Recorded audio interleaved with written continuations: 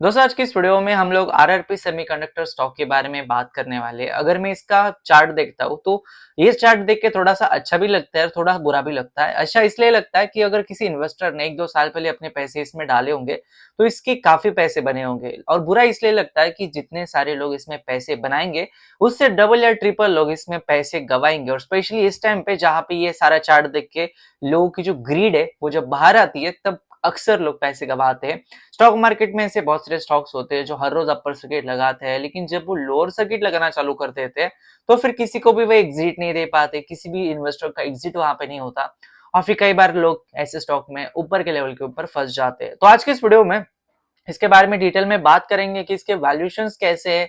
बहुत ही crazy valuations है actually इसके। फिर इसके फाइनेंशियल्स को देखने की कोशिश करेंगे और शेयर होल्डिंग पैटर्न वगैरह भी देखेंगे। एज इन्वेस्टर आपको कौन कौन सी चीजों का ध्यान रखना है इस स्टॉक के बारे में, इसके बारे में भी बात करेंगे। वीडियो को मैं स्टार्ट करूं उससे पहले चैनल के ऊपर आप पहली बार आए हो, मुझे पहली बार देख रहे हो, तो मत कीजिए चैनल को आप सब्सक्राइब करो। यहाँ पे हम लोग स्टॉक मार्केट के रिलेटेड बहुत सारी चीजों के बारे में बात करते हैं।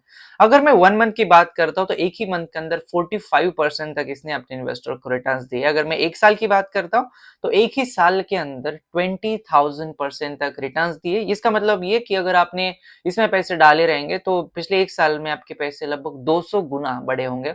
अगर मैं 5 साल की बात करूँ तो 5 सालों में 34,000% तक रिटर्न्स बनाए। लेकिन मोस्ट इंपॉर्टेंट थिंग है इसके मार्केट कैप और इसको फंडामेंटल्स देखना। अगर आप इसका मार्केट कैप देखोगे तो 6,990 करोड़ का मार्केट कैप है, काइंड ऑफ एक स्मॉल कैप है, फिर एक माइक्रो कैप कंपनी है। पी रेशो इसका 1075 है। अब देखो यार, पी रेशियो का मतलब क्या होता है कि फॉर एग्जांपल किसी कंपनी का पी रेशियो 30 है तो इसका मतलब एक कंपनी 1 रुपए कमाने के लिए आप उस कंपनी को 30 रुपए देने के लिए रेडी हो। लेकिन क्या आप 1 रुपए कमाने के लिए इस कंपनी के लिए 1,000 रुपए देने के लिए रेडी हो? तो इससे आपको पता चलता है वैल्यूएशन कितने ज्यादा स्ट्रेच हो चुके हैं। अगर मैं इंडस्ट्री की पे रेशियो की बात करता हूँ तो उसके मुकाबले ये लगभग 20 टाइम ज्यादा पी रेशियो है। रिटर्न ऑन इक्विटी स्टॉक का 50.07% के आसपास है। अगर हम थोड़े फाइनेंशियल्स देखते हैं तो ईयर ऑन ईयर बेसिस के ऊपर आपको आइडिया आ जाएगा। 2021 में, 22 में और 23 में इसके पास कुछ नहीं था। 2024 में 38 लाख का रेवेन्यू था और फिर 2025 में सडनली 32 करोड़ का रेवेन्यू इसने रिपोर्ट किया। अगर मैं प्रॉफिट्स की बात करता तो सेम ऐसी ही चीज है। लाइक 2021, 22, 23, 24 कुछ भी नहीं था और फिर अचानक से 8 करोड़ का प्रॉफिट इसने रिपोर्ट किया।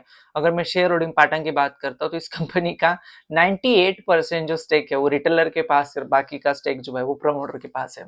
अब आप एक बात मुझे बोलो कि आप इन्वेस्टर बनना चाहते हो या फिर आप ट्रेडर बनना चाहते हो। दूसरी बात ये कि मैंने actually share holding pattern video start करने से पहले दिखा नहीं था, ये देख के मैं खुद बहुत सरप्राइज्ड हूँ। दूसरी बात ये कि कोई भी कंपनी के लिए कोई अच्छा बोले बुरा बोले, लेकिन उस कंपनी के प्रमोटर तो होना चाहिए, कोई तो होना चाहिए आपकी रिस्पॉन्सिबिलिटी लेने के लिए। या फिर सिर्फ स्टॉक बढ़ रहा है, वैल्यूएशन बढ़ रहा है इसलिए आप इन्वेस्ट कर रहे हो जस्ट बिकॉज आप प्राइस को अगर ट्रैक कर रहे हो, प्राइस को अगर कैच करने की कोशिश कर रहे हो, तो फिर अक्सर आप ऐसे स्टॉक में फंसे जाते हैं। स्टॉक मार्केट में ऐसे बहुत सारे एग्जांपल्स है।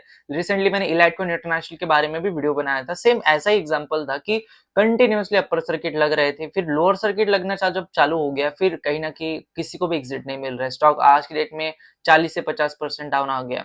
मोस्ट इंपॉर्टेंट चीज एज इन्वेस्टर आपको एक चीज समझनी चाहिए, आपकी पैसे की वैल्यू अगर आप नहीं करोगे तो फिर कोई और क्यों करेगा। दूसरी बात कि स्टॉक क्या बिजनेस कर रहा है, क्या बिजनेस सच में इतना सस्टेनेबल है नहीं है, फ्यूचर प्रोस्पेक्ट्स क्या है, एंड कंपनी के लिए कोई रिस्पॉन्सिबल है या भी नहीं है। जस्ट बिकॉज स्टॉक मार्केट में लिस्टेड है इसका मतलब ये नहीं होता है कि वो स्टॉक बहुत अच्छा होता है या फिर उस कंपनी का बिजनेस बहुत अच्छा होता है। यहाँ पे अगर 5,000 स्टॉक लिस्टेड है स्टॉक मार्केट में, उसमें से 4,900 स्टॉक है वो ऐसे होंगे जहां पे आपके रिटर्न्स नहीं बनेंगे। सिर्फ 100 स्टॉक ही यहाँ पे ऐसे होंगे जहां पे आपके अच्छे रिटर्न्स बनेंगे। और अगर आप ये 100 में से भी अगर किसी को नहीं ढूंढ पा रहे हो, और अगर आप वो 4,900 में से किसी बहुत बहुत नीचे वाले स्टॉक को ट्रैक कर रहे हो, तो ऑब्वियसली आपके इन्वेस्टर, आप एज ए इन्वेस्टर बहुत फेल हो रहे हो अगर आप सिर्फ प्राइस को ट्रैक कर रहे हो। तो ये कुछ वीडियो में बताना चाहता था। मुझे थोड़ा बुरा भी लगता है, थोड़ा अच्छा भी लगता है। बुरा इसलिए लगता है कि लोगों के पैसे जब जाते हैं तो रिटेल इन्वेस्टर के पास ज्यादा कैपिटल तो होता नहीं। वो तो इंस्टीट्यूशनल इन्वेस्टर की तरह नहीं होते कि उनके पास इनफ्लो बहुत होता है पैसों का, तो they don't care about the money.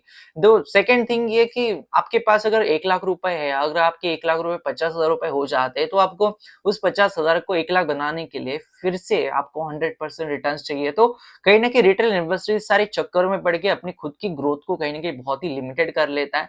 और इसलिए मुझे ऐसा लगता है इस वीडियो से मैं आपको बताना चाहता था कि जिन लोगों ने ऑलरेडी इन्वेस्टेड कर चुके हैं, जिनका ऑलरेडी रिटर्न बन चुके हैं, एग्जिट मिल रहा है तो ले लो, अगर जिसको एग्जिट नहीं मिल रहा है तो आप ट्राई करो एग्जिट किस तरीके से अच्छा मिले। बिकॉज इस प्योरली मैनिपुलेशन लगता है जब ऐसे स्टॉक हम मतलब किसी भी लेवल से जस्टिफाई नहीं होते, वैल्यूएशंस, प्रॉफिट्स, रेवेन्यूज कहीं पे भी नहीं। मतलब देखो ना, आप स्टॉक कमा रहे हैं 8 करोड़ का प्रॉफिट, इसका मार्केट कैप 7,000 करोड़ है, कहीं पे भी ये जस्टिफाई नहीं होते। तो एज इन्वेस्टर आपको बहुत कॉशियस रहना है। और देखो यार, आपके पैसे यहाँ पे लूटने के लिए, आपके पैसे बर्बाद करने के लिए लोग बहुत ज्यादा है। उसमें से आप कौन सी कंपनी को आपके पैसे देना चाहते हो, वो आपके एक बहुत ही वाइज, सेंसिबल और बहुत ही अंडरस्टैंडिंग वाला डिसीजन होना चाहिए, ना कि आपको एक इमेच्योर इन्वेस्टर की तरह सिर्फ गैम्बलिंग करना चाहिए। ये था आज का वीडियो को मैं एंड करूं उससे पहले चैनल को सब्सक्राइब कर देना, वीडियो को लाइक कर देना। धन्यवाद दोस्तों ये वीडियो देखने के लिए, धन्यवाद।